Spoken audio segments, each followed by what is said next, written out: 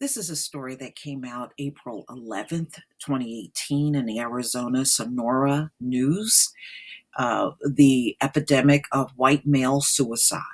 As you can see from this illustration right here, 19,392 suicides by firearm, 11,078 homicides. Okay, these are based on numbers from 2017.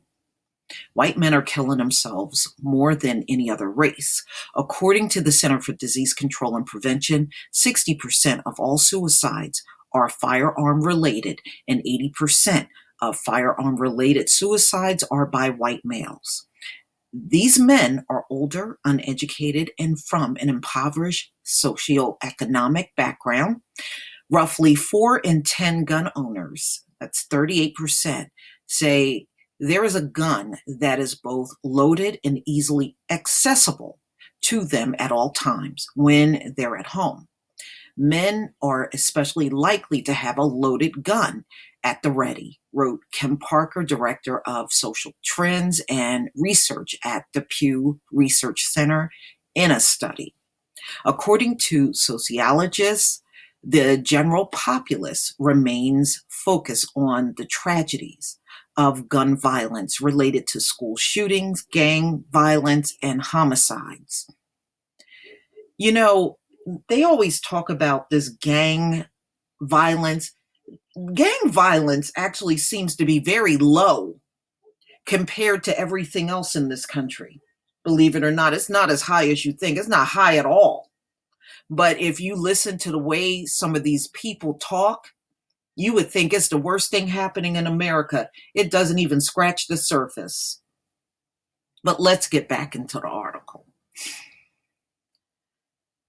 Okay, so it says homicides, but unknowingly ignore the biggest offender of firearm related deaths, suicide. Okay, so suicide definitely outpaces gang related violence, just like drug deaths outpace black on black crime.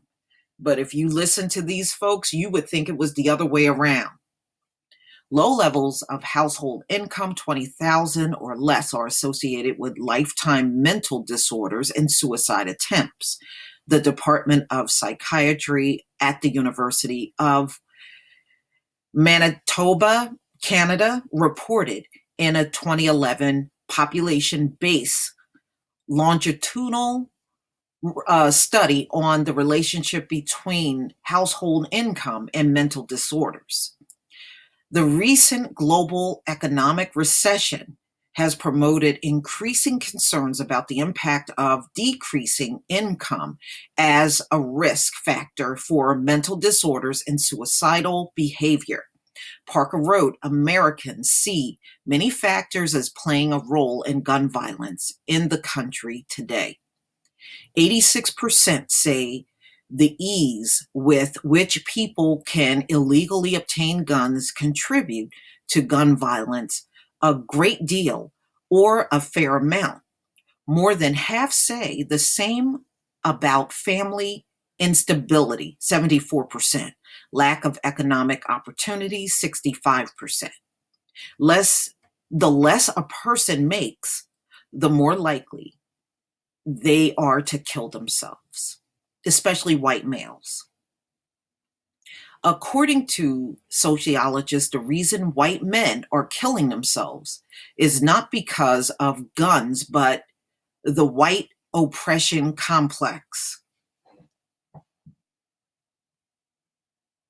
Well, who's oppressing you? That's what I want to know. Who's oppressing you? Because it's not black people. You must be oppressing your own people. Who's oppressing white males? Who's holding you back? We're not doing it. So who is it? So it must be people that look like you that are doing these things. Okay, let me just go down a tad bit. Tim Wise, an anti-racist activist and writer who has spoken at more than 600 universities across the country since the mid-90s, said, when you've had the luxury of presuming yourself to be the norm, the prototype, of an American, any change in the demographic and cultural realities in your society will strike you as outsized attacks on your status. I just don't understand how you built an entire society to be in your favor and you're falling apart in that society. Makes no sense. On top of that, 3% of the population owns half of the guns in our country, and the majority of that 3% are white men, Wise said. Okay.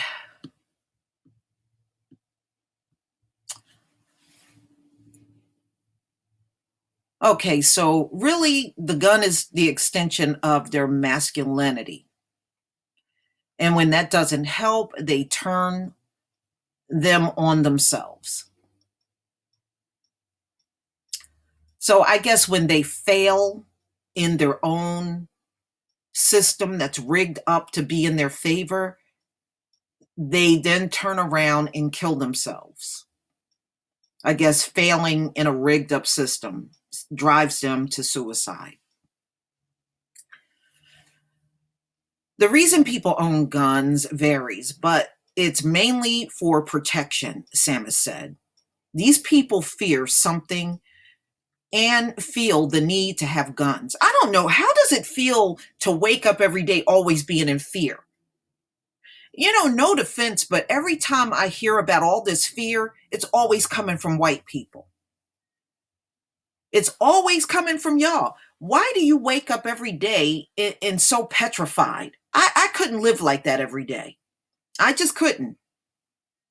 I guess better you than me, because I couldn't do it. The reality is most people use firearms on themselves instead of an intruder. Now that I do believe. According to sociologists, white uneducated men of impoverished socioeconomic backgrounds want to protect their homes and families, even if they have to by force. They fear their fear of losing their masculinity.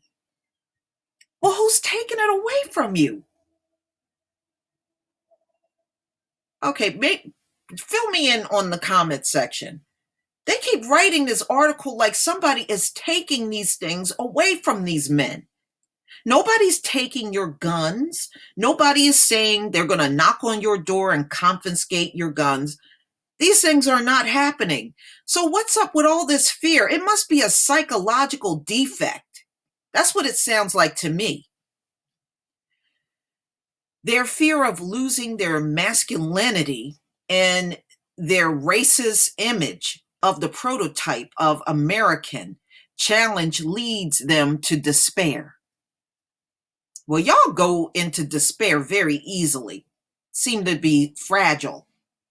The gun becomes the sacred object, Wise wrote on Twitter. Gun control for these owners has come to represent an attack on their masculinity, independence, and moral identity. That's a damn shame when all of those things are riding on who you are. So you don't even feel worthy unless you have this gun. You get everything emotionally through an object that's not even alive. Woo, I couldn't do it. I couldn't do it.